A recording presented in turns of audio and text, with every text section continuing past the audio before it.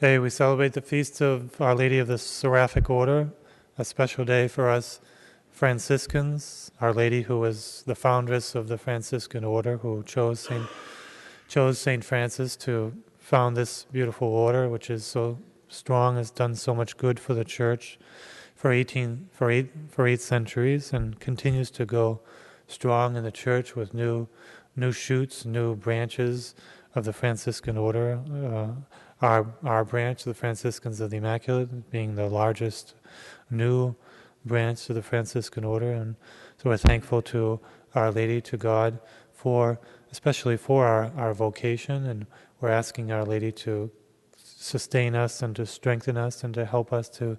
continue to be fruitful of many graces to the world through our through our life of prayer and penance and poverty and devotion to Our Lady and preaching and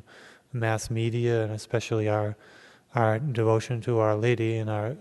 promoting the consecration to Our Lady, promoting a strong love and devotion to her throughout the world, a knowledge of Our Lady and understanding of her and her role in our salvation and the role that God has given her to really change the world and to bring the world to the love of God. And we are sharing in that mission as Franciscans of the Immaculate, as Franciscans have always been very Marian, strongly devoted to Our Lady, promoting the Angelus, promoting the Stations of the Cross, which was really a Marian devotion, promoting the Immaculate Conception throughout the centuries, and continuing to promote Our Lady and her co-redemption and her mediation and the consecration to Our Lady, following in the footsteps of the great Marian saints, great Marian Franciscan saints, Saint Bonaventure, Saint Anthony, Saint Maximilian, Saint Pio, and continuing in this tradition of devotion to Our Lady, and following the footsteps of Saint Francis himself, who was so greatly devoted to Our Lady, who has taken Our Lady as the advocate of the Franciscan Order, and is Our Lady that will continue to sustain the Franciscan Order and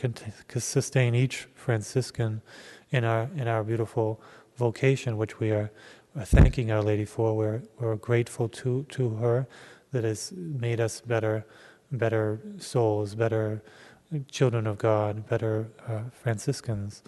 and how we are praying to Our Lady, Queen of Seraphic Order, to help us to be faithful, help us to persevere, to help us to deepen our life of prayer and penance and poverty and fidelity and observance of our rule. And all of this will make us saints. All this will do so much good for the world, for the Church. And that's always been the role of the Franciscan Order, to build up the Church, to strengthen the Church, to be a salt into the world. Franciscan Order is always that salt in the world, as long as it was faithful to its calling. It was that salt, that support, that strength, that really injecting into the Church this love of God and fervor and deep prayer and strict observance of the life of Jesus and his poverty and preaching. And today, we're in the era of the mass media. Saint Maximilian was really that vanguard, that leader, that pioneer of this spreading the love of God and the gospel and devotion to Our Lady to the ends of the earth in the best means, in the quickest way possible, through the mass media, magazines, newspapers, radio, television, and today the internet and radio. And we as Franciscans of the Immaculate are carrying on that torch and spreading the love of God through the mass media, as Mother Angelica has done in her media empire, the EWTN, she being a Franciscan, Poor Clare. We too, as Franciscans of the Immaculate, are building our own media empire, which is the empire of Our Lady, the empire of the Queen of the Seraphic Order,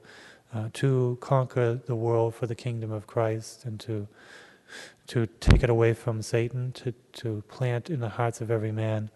the love of Our Lady, who will really sanctify us and help us to be like her Son, Jesus. And so we pray for ourselves, we pray to Our Lady, Queen of the Seraphic Order, to continue to sustain us, to make us persevere, to make us bear fruit,